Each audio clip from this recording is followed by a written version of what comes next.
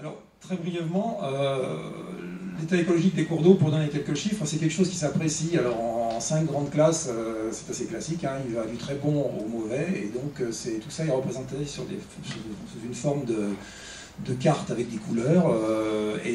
Pour aller très vite et pour faire simple, actuellement, 52% des cours d'eau du bassin en Méditerranée sont considérés comme ayant atteint le bon état écologique. Donc c'est un tout petit peu plus sur Rhône-Alpes, mais on est vraiment dans le même ordre de grandeur. Et donc vous voyez sur cette carte que le bassin et tout le réseau hydrographique du bassin a été découpé en 2800 petits bouts de rivière, enfin qui restent pas petits quand même puisqu'ils vont de quelques kilomètres à quelques dizaines de kilomètres chacun. Et donc voilà, on est là aujourd'hui en 2016-2017, on a 52% du bon état des cours d'eau qui sont en bon état. Alors qu'est-ce que ça veut dire tout ça et surtout comment on arrive à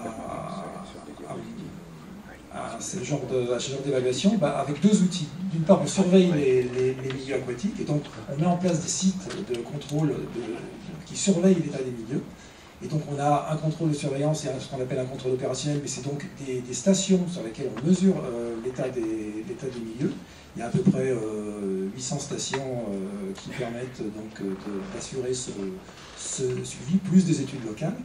Et puis, alors ça, on a à peu près 39% des cours d'eau qui sont suivis, et puis il y a des cours d'eau qui ne sont pas suivis directement, hein, pour des raisons matérielles, logistiques.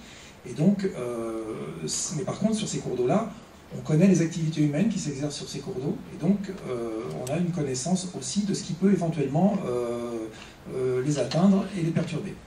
Et donc, on a établi un petit modèle d'extrapolation de l'état écologique qui permet justement de rendre compte de l'état écologique de chacun de ces cours d'eau dans les 5 classes dont je vous parlais tout à l'heure. Alors, ça c'était les outils et les méthodes. Maintenant, quelques résultats quand même pour vous dire quelle a été l'évolution de la qualité de l'eau durant ces 25 dernières années.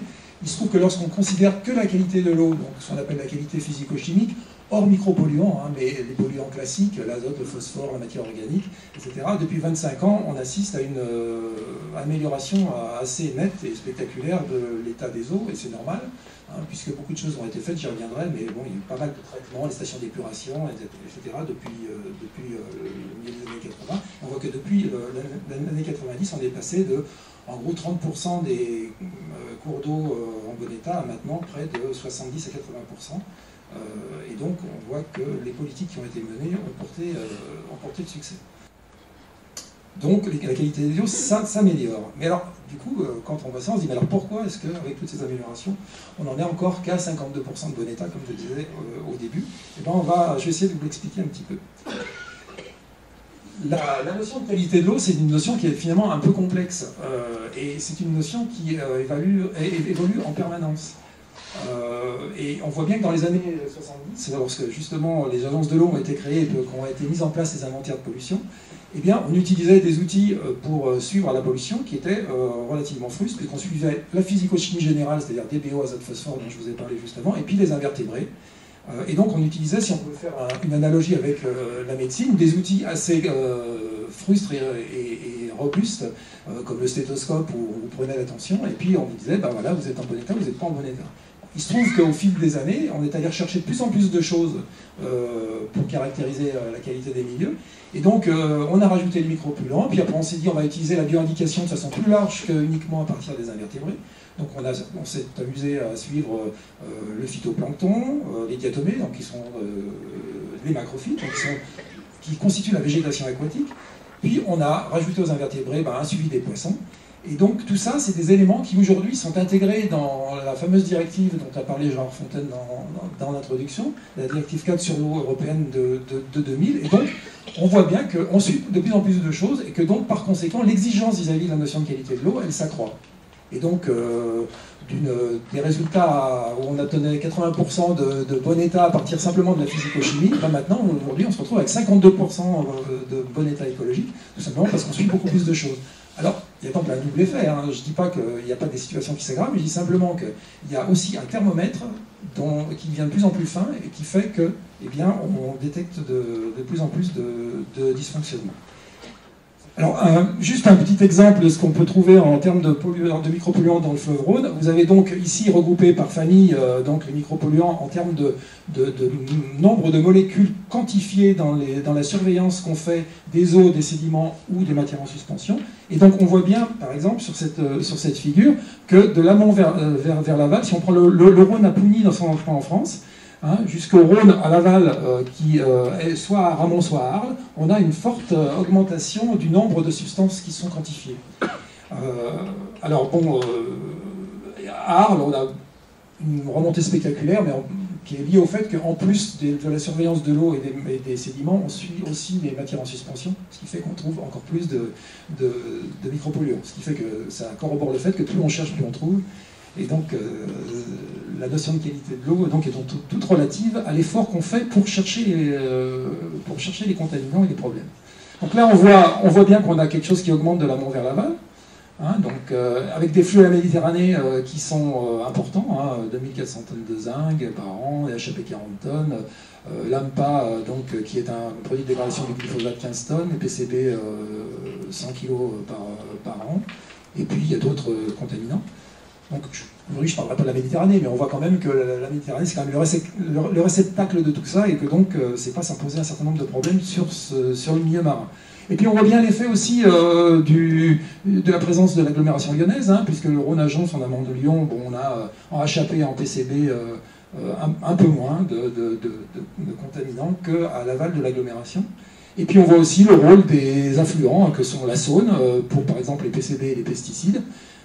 Et puis, il y a aussi d'autres contaminants apportés par les grands affluents que sont l'Isère et le Drac et la Durance, alors essentiellement, pour le coup, des solvants chlorés.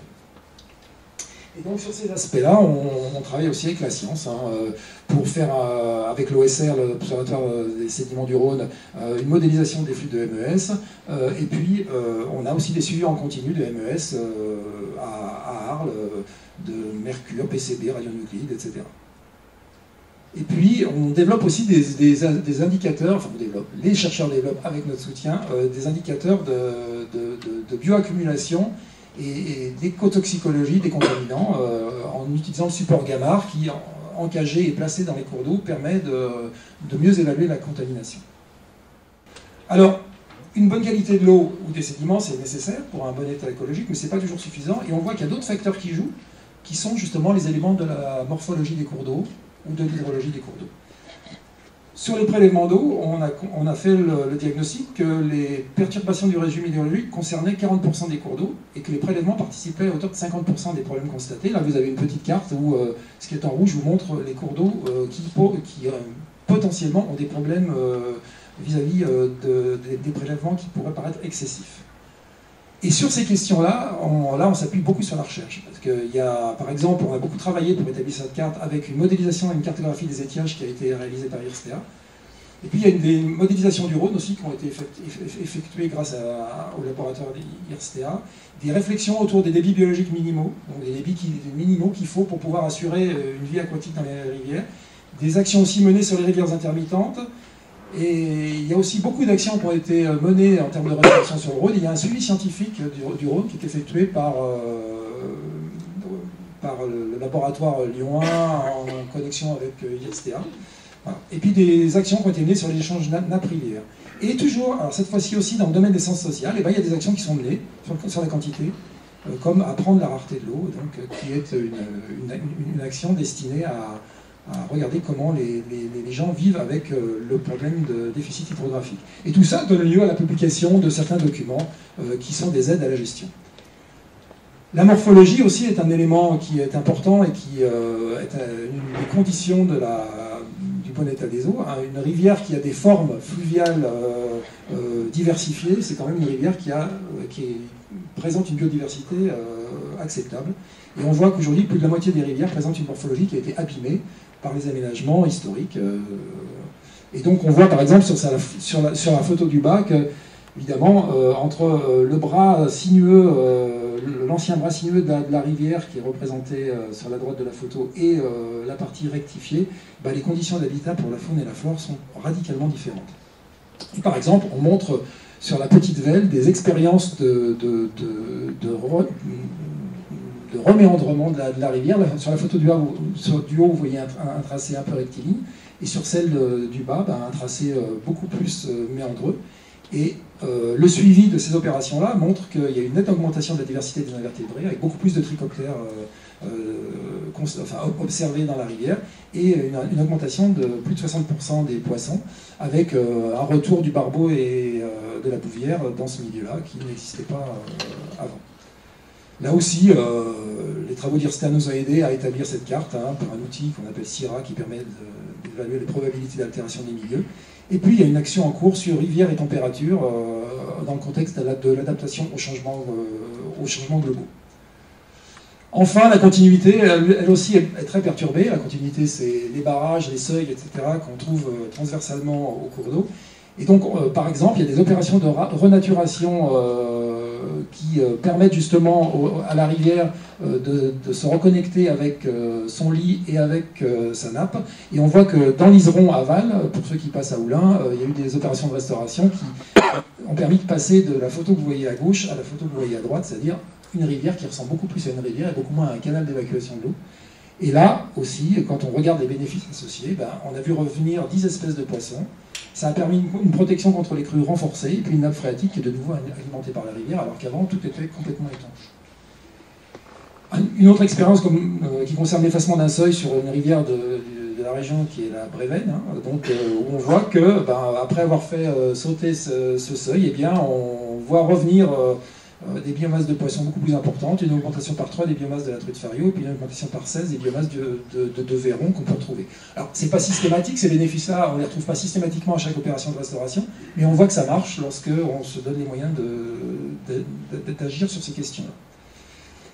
Et sur l'Iseron, par exemple, a été conduite une étude intéressante avec les chercheurs de la ZABRE, qui s'appelait Traquer le regard, qui essayait d'évaluer comment les gens, quelle était la façon dont ils percevaient ces opérations de restauration et qu'est-ce qu'ils en tiraient comme expérience en matière d'impression et de représentation qui se font de la qualité de la rivière. Voilà, donc en conclusion, je dirais que la qualité ou l'état écologique, c'est une notion qui finalement est plus complexe qu'on pourrait l'imaginer au départ. Et elle est peut-être, quand on parle d'état écologique, c'est peut-être une notion peut-être trop intégratrice, parce qu'on s'aperçoit que pour faire bouger un état écologique d'un milieu, c'est un peu compliqué, il faut agir un peu sur toutes les composantes, la pollution classique, les substances micropolluantes, il faut agir aussi sur le débit, la morphologie, etc. Et que donc, ça explique pourquoi on en est aujourd'hui à 52%, mais qu'on se donne des objectifs pour aller à la fin, en 2021, à un chiffre qui serait de l'ordre de 65-66% des cours d'eau en bon état. On voit que les résultats des politiques conduites sont plutôt nets et visibles. Depuis les années 90, il y a donc un spectre beaucoup plus large de domaines d'action qui est maintenant envisagé pour restaurer la qualité des milieux aquatiques. Et on voit que les politiques sont aujourd'hui centrées sur des priorités toutes nouvelles, donc réduction des émissions des rejets de substances, travail aussi sur les prélèvements, et sur donc la quantité d'eau qui passe dans les cours d'eau, avec toujours ce fameux contexte de changement climatique qui nous inquiète un peu, et puis aussi la restauration physique, qui est une des clés d'action fortes pour restaurer les milieux. Et on voit que pour ça, on mobilise fortement les chercheurs pour aider à la gestion, à la fois pour comprendre, pour cibler les priorités, pour évaluer les effets des actions qu'on mène. On travaille donc avec les scientifiques au niveau national, international, au niveau du bassin, et puis aussi on travaille aussi, parfois, les scientifiques travaillent aussi au niveau local. C'est-à-dire qu'il y a quelquefois des actions qui sont menées directement en partenariat entre les scientifiques et les acteurs et les gestionnaires locaux. C'est pas uniquement avec l'agence de l'eau, c'était pour dire ça. Et puis, donc, les scientifiques nous apportent des éléments sur le fonctionnement des milieux, sur les outils et les méthodes à utiliser, sur les techniques de restauration. Et pour terminer, je dirais que au départ, on travaillait beaucoup avec les gens qui travaillaient sur les disciplines de l'écologie, donc les hydrauliciens, les hydrobiologistes, les hydrogéologues, etc. Et qu'aujourd'hui, en fait, comme on raisonne non plus sur un écosystème, mais sur un anthroposystème dans lequel l'homme fait partie intégrante du système qu'on étudie, eh bien, on intègre de plus en plus, et avec plaisir, les sciences humaines, que ce soit la sociologie, l'économie, quelquefois le droit, pour justement définir les politiques d'action et les solutions qu'on peut apporter. Voilà, donc je vous remercie de votre attention. Simplement, en 2 mots, on produit chaque année, jusqu'à présent chaque année, un document sur l'état des eaux. Il y a une petite application aussi accessible sur smartphone qui permet de regarder où on est la qualité de la rivière qu'on a en bas de chez soi.